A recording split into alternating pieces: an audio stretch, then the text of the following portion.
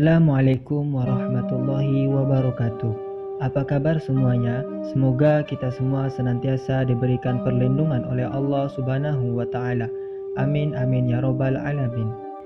Nabi Hud alaihissalam merupakan salah satu dari 25 nabi utusan Allah Subhanahu wa taala yang menerima wahyu untuk dirinya sendiri. Nabi Hud alaihissalam yang merupakan nabi keempat ini berasal dari bangsa Arab, tepatnya suku Ad. Diriwayatkan dari Abu Dzar, nabi-nabi lain yang berasal dari bangsa Arab selain Nabi Hud alaihissalam adalah Nabi Saleh alaihissalam, Nabi Syuaib alaihissalam, dan Nabi Muhammad sallallahu alaihi wasallam. Sejak kecil, Nabi Hud alaihissalam dikenal sebagai sosok yang memiliki perilaku sangat terpuji, di antaranya jujur, amanah, berbudi pekerti luhur, bekerja keras, serta sangat bijaksana dan ramah dalam bergaul dengan kawan-kawan sepantaran di sekelilingnya. Kisah tentang kehidupan dan perjalanan dakwah Nabi Hud alaihissalam sendiri banyak disebutkan di dalam Al-Quran. Nama Hud bahkan diabadikan sebagai nama salah satu surat di Al-Quran, yakni surat ke-11, seperti diriwayatkan dalam Al-Quran surat Hud ayat 50 yang menyebutkan tentang Nabi Hud alaihissalam dan kaum Ad, yang artinya, dan kepada kaum Ad kami utus saudara mereka Hud. Dia berkata, wahai kaumku, sembahlah Allah, tidak ada Tuhan bagimu selain Dia. Selama ini kamu hanyalah mengada-ngada.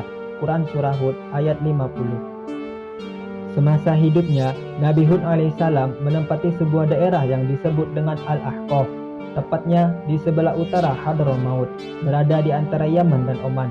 Hadramaut adalah sebuah daerah yang sangat indah karena memiliki tanah yang subur. Banyak hasil pertanian yang tumbuh dengan baik dari tanah subur Hadramaut. Selain diyakini sebagai tanah kelahiran Nabi Hud alaihissalam, Hadramaut juga diyakini sebagai daerah di mana Nabi Saleh alaihissalam dilahirkan.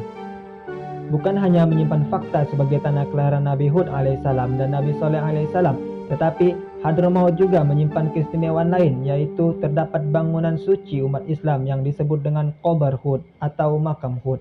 Di dekat Qabr Hud terdapat sebuah masjid yang selalu ramai dikunjungi peziarah, terutama pada tanggal 11 Sya'ban. Sejarah Nabi Hud alaihissalam sangat erat kaitannya dengan kaum Ad, yaitu kaum yang hidup di zaman Nabi Hud alaihissalam dan merupakan kaum tertua setelah dibinasakannya kaum yang zalim kepada Nabi Nuh alaihissalam.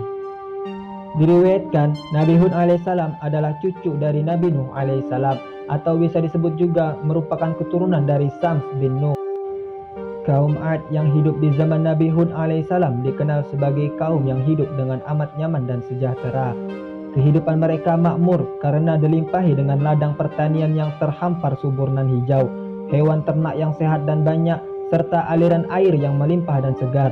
Selain itu, perawakan tubuh kaum Ad juga diketahui besar dan kuat, sehingga sangat menguntungkan mereka dalam bekerja sehari-harinya.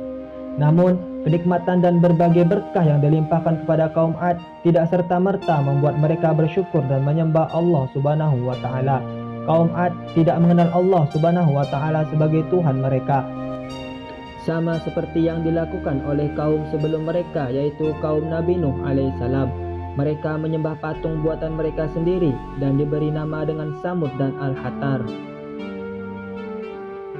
Target utama dari dakwah yang dilakukan oleh Nabi Hud alaihissalam adalah kaum Ad yang bermukim di sekitar tempat tinggal Nabi Hud alaihissalam, yaitu di Al-Ahqaf. Tugas Nabi Hud alaihissalam untuk menyerukan ajaran agar menyembah Allah Subhanahu wa taala dan menghindari perbuatan musyrik.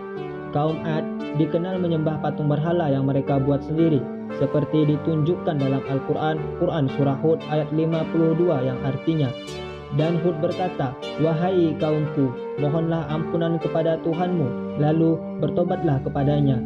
Niscaya Dia menurunkan hujan yang sangat deras. Dia akan menambahkan kekuatan di atas kekuatanmu, dan janganlah kamu berpaling menjadi orang yang berdosa.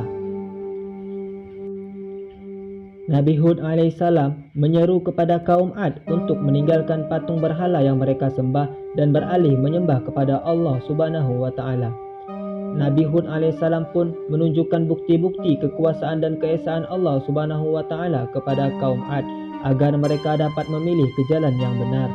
Namun, kaum Ad sama sekali tidak mempercayai Nabi Hud alaihissalam dan tidak mau meninggalkan sesembahan mereka. Bahkan, kaum Ad menuduh Nabi Hud alaihissalam sudah terkena penyakit gila sebagaimana dijelaskan dalam Quran surah Hud ayat 54 yang artinya, mereka kaum Ad berkata, "Wahai Hud, engkau tidak mendatangkan suatu bukti yang nyata kepada kami, dan kami tidak akan meninggalkan sesembahan kami karena perkataanmu, dan kami tidak akan mempercayaimu. Kami hanya mengatakan bahwa sebagian sesembahan kami telah menimpahkan penyakit gila atas dirimu." Dia Hud alaihissalam menjawab, "Sesungguhnya aku bersaksi kepada Allah, dan saksikanlah bahwa aku berlepas diri dari apa yang kamu persekutukan." Quran surah Hud ayat 54. Buntut dari perilaku kaum Ad yang tamak dan sombong serta menentang Nabi Hud alaihissalam, maka Allah Ta'ala memberikan peringatan kepada mereka berupa kekeringan yang panjang. Musibah kekeringan yang menimpa kaum Ad ini sempat membuat mereka resah dan khawatir. Mereka takut pertanian mereka gagal panen sehingga menyebabkan kelaparan.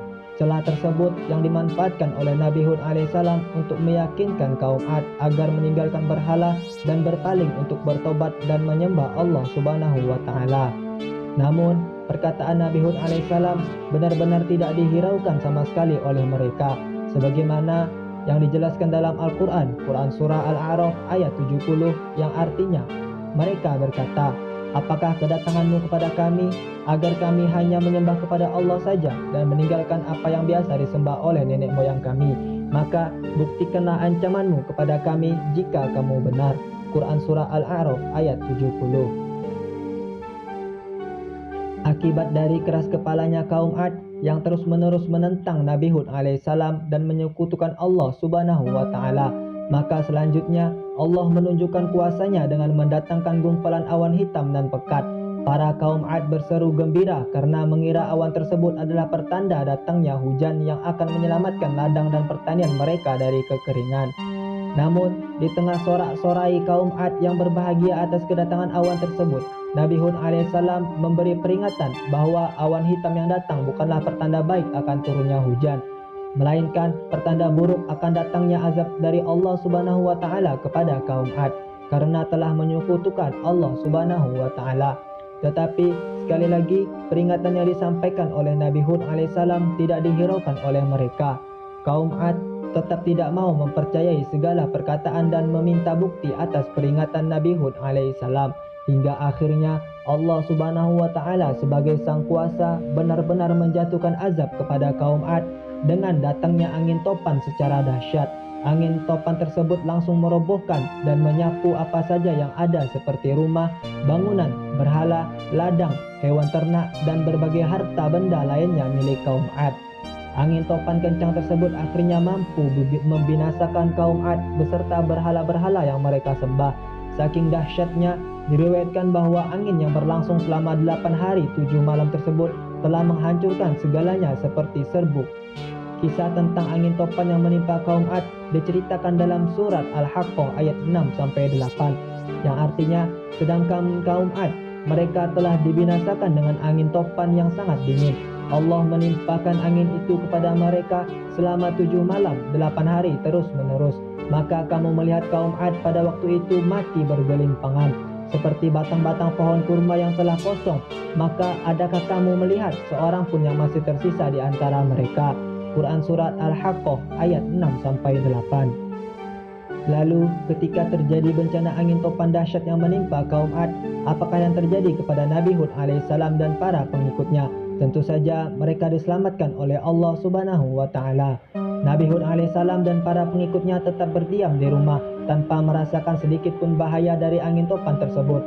Setelah kejadian yang menimpa kaum Ad, akhirnya Nabi Hud alaihissalam dan para pengikutnya berpindah ke daerah Hadramaut untuk menetap di sana hingga beliau menghembuskan nafas terakhirnya.